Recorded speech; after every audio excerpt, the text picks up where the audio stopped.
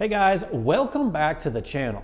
Today, the major goal is to get an intercooler mounted and the cold side piping done on UglyTruck, the 2000 Silverado 1500 that's been swapped over to an 8.1 and then's been turbocharged. My name's LT, and on this channel, we mostly build high performance trucks. And if you haven't already, you might want to subscribe to this channel. Now, we do have a goal to reach 30,000 subscribers by the end of 2020, and we're making progress. We're just a little bit over 20,000 at the moment, but I know we can reach that goal with your help. So subscribe and drop a comment down below about what you'd like to see in 2021. We're going to get things started up front by mounting the intercooler, but first, here's just a quick refresher of where we're at. So the 8.1 that's been swapped in right now is 100% bone stock. Haven't even touched the ring gap, so we're going to be easy on it at first until we get the motor built.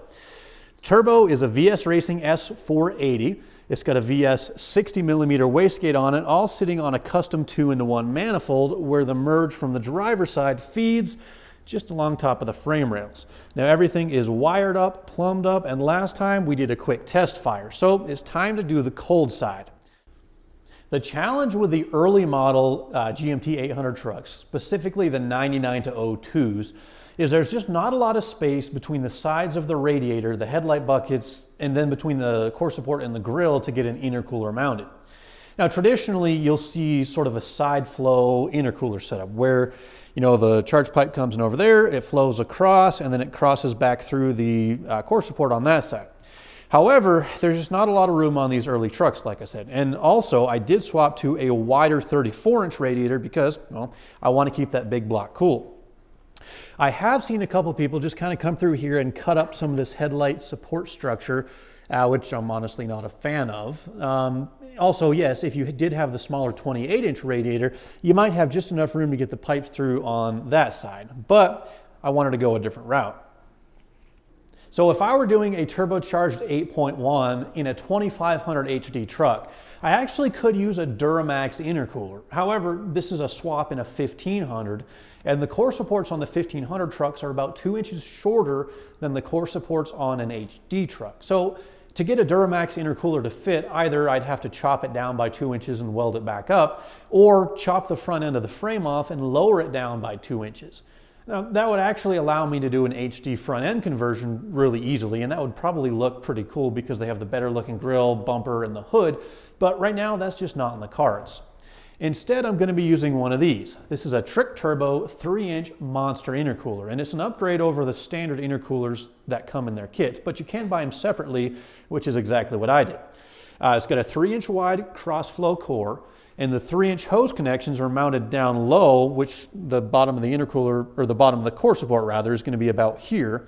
So there's plenty of room to get the charge pipes run without having to cut up any of the front end of the truck, which I really like. To connect up to the compressor outlet, I'm using one of these fleece elbows that's got the V-band right here that'll connect to the turbo, and then a standard 3-inch hose coupler over there. I did grab a VS Racing 50mm blow-off valve, which comes with a little aluminum piece to attach to the charge piping. And for charge piping, I went to CX Racing. They're kind of like the eBay intercooler store, and just grabbed a bunch of 3 and 3.5-inch elbows. Now, I know there's a lot more fab work today. We've been doing a lot of that lately on the UglyTruck, but that's just part of the game when you're turbocharging stuff, especially on a custom application. Well, you're gonna have to do a lot of cutting and welding. So let's get to it.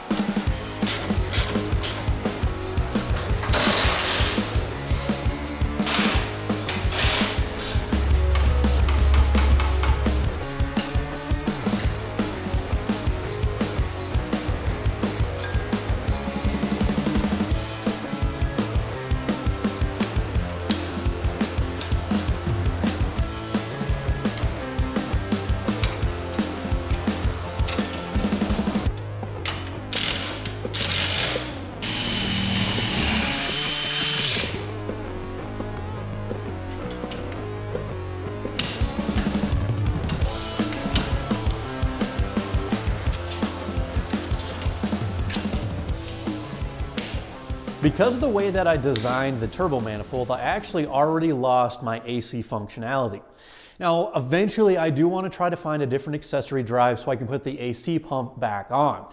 But I figured in the meantime, since the system is already discharged, it wouldn't be a bad idea, just temporarily at least, to remove the AC condenser to make some room so I could flip the stock transmission cooler bracket around just to get it reinstalled.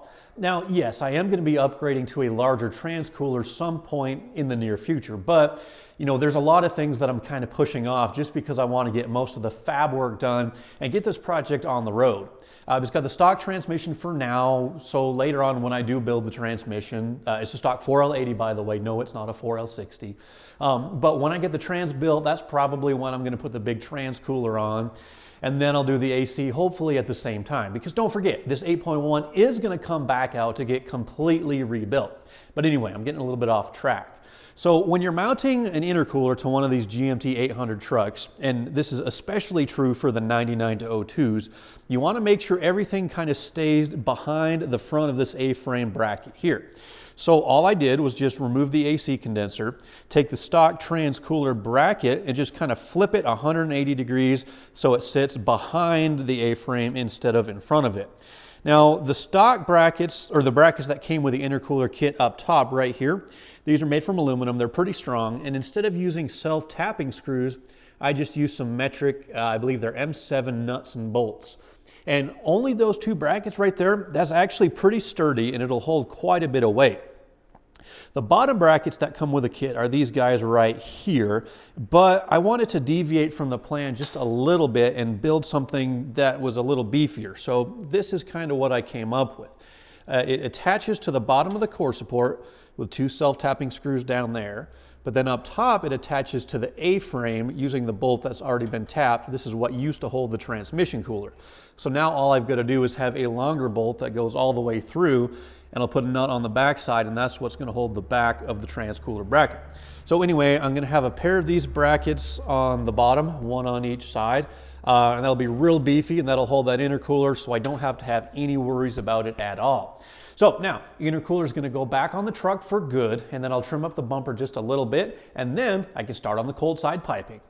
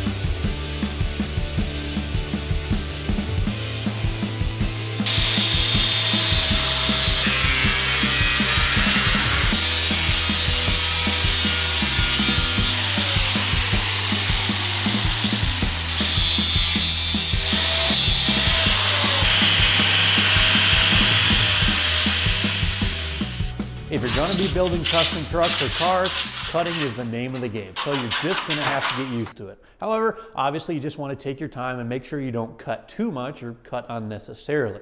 So for the intercooler, it actually wasn't too bad. You can kind of see this little notch that I had to make in the upper plastic valance. It's probably about an inch, inch and a quarter, and you just make a nice straight cut all the way across. I've got probably a good honest 1/4 of an inch of gap, and I don't think anything's going to rub in there unless of course someone, smashes into the front of the bumper. Most of the cutting up front was plastic except for two of these little metal tab things. This is actually part of the bumper itself, but you just cut those off. They sit kind of about there and there. They're just underneath the plastic here, and you'll have plenty of room. The grill, also not too bad. You do have to do a little bit of cutting and grinding. These parts right here, they used to kind of come to a point, I guess this is what they used to look like. And then so you just kind of sand those down, get rid of the extra space there. And then on the top, or this is actually the bottom, it's upside down, you've got to cut in probably, that's about 1 5/8 inches, 1 3/4 or so. And then the only thing you actually do lose is between the chrome and the plastic. This used to be connected. It used to look like that, where the two were attached. You do lose it on the middle 1, 2, 3, 4, 5 connections. But again, it's not a huge deal, and this is still fairly rigid. Like I said, it's the name of the game. Sometimes you've got to cut, but the good thing is everything will still reattach just like it did from the factory. Now, I don't think you could actually go much bigger or thicker on the intercooler. This is a 3-inch core, and they do make 4 and 5-inch cores, which will work great on the later model trucks. You know, the Cat Eyes and even the later 2008 Newers. There's a ton of room behind the grill. You can fit a big monster intercooler back there. But for these early trucks, really, unless you want to start actually cutting into the core support, you know, cutting into the A-frame, I've seen some guys do that where they'll cut the A-frame and they'll set the intercooler further back. You could do that, but as far as getting an intercooler in front of the A-frame behind the stock grill, now this is about as big as you're going to get. So we'll get the grill on and see how it's going to look from the outside.